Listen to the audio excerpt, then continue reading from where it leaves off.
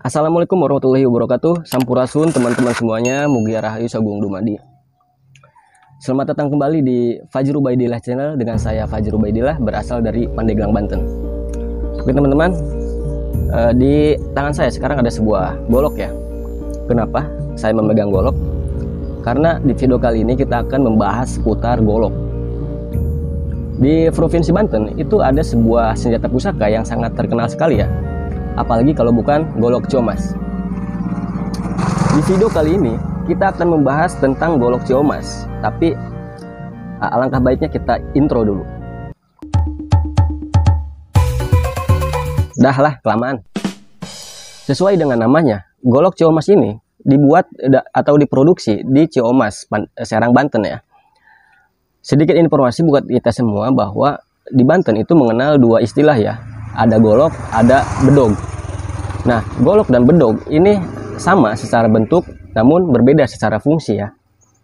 Golok itu adalah senjata tajam yang disakralkan atau yang diyakini mempunyai energi magis. Sedangkan bedog itu adalah senjata tajam yang diperuntukkan untuk kegiatan sehari-hari, seperti ngarit dan lain sebagainya.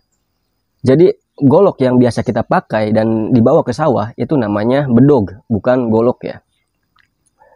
Nah, untuk sejarahnya sendiri, golok Ciomas ini sebetulnya tidak ada catatan yang lebih detail dan rinci yang saya dapat. Oh, tunggu dulu teman-teman, ada suara motor ya.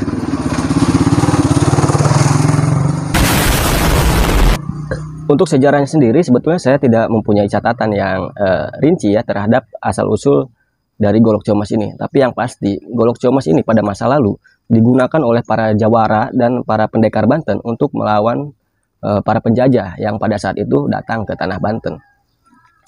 Dan golok Ciomas sendiri itu merupakan senjata tajam paling mematikan ya yang pernah ada.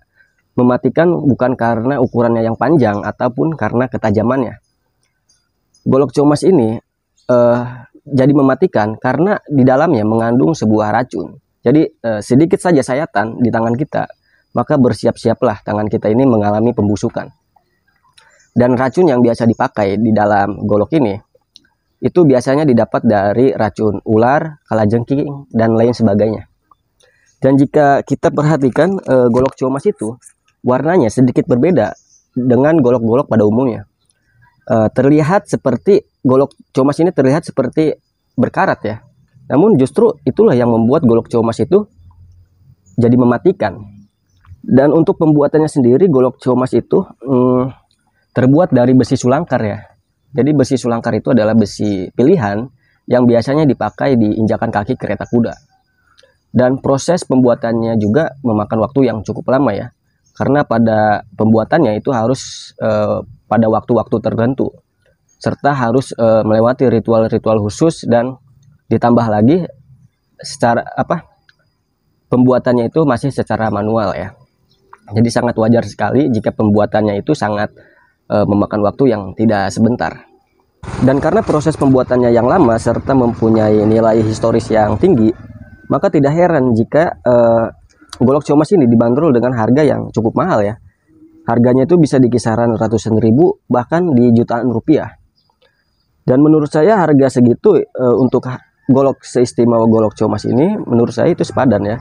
Karena golok Ciomas ini bukan sekedar senjata tajam biasa, melainkan golok Ciomas ini sudah melekat menjadi sebuah identitas kebudayaan di tanah Banten ya. Jadi jika kita mengkoleksi golok Ciomas ini itu sama saja dengan kita melestarikan budaya Banten gitu kan. Dan setahu saya para pengkolektor senjata pusaka ini biasanya itu tergabung dalam suatu organisasi ya yang dinamakan Siloka, Silaturahmi Golok Pusaka. Jadi Siloka ini adalah sebuah organisasi pengkolektor golok pusaka ya, biasanya golok Ciomas. Dan mereka tuh ini setahu saya ya, mereka tuh berkumpul untuk menjalin tali silaturahmi atau saling sharing tentang bagaimana merawat golok Ciomas ini atau pemandian dengan cara perawatannya itu dengan pemandian dengan kembang tujuh rupa atau bagaimana ya. Dan semata-mata inti dari pertemuan Siloka itu saya yakin pada intinya hanya untuk menjalin silaturahmi serta melestarikan budaya Banten di bidang senjata tajam ya. Nah, oke teman-teman, saya kira hanya itu yang bisa saya sampaikan mengenai golok Ciomas atau golok Sulangkar ya. Oh ya, catatan sedikit bahwa golok Ciomas itu bernama asli golok Sulangkar ya. Kenapa golok Sulangkar ini dinamakan golok Ciomas? Mungkin karena pembuatannya di Ciomas, maka orang-orang dari luar mengatakan golok ini golok Ciomas. Padahal nama asli dari golok Ciomas ini adalah golok Sulangkar ya teman-teman.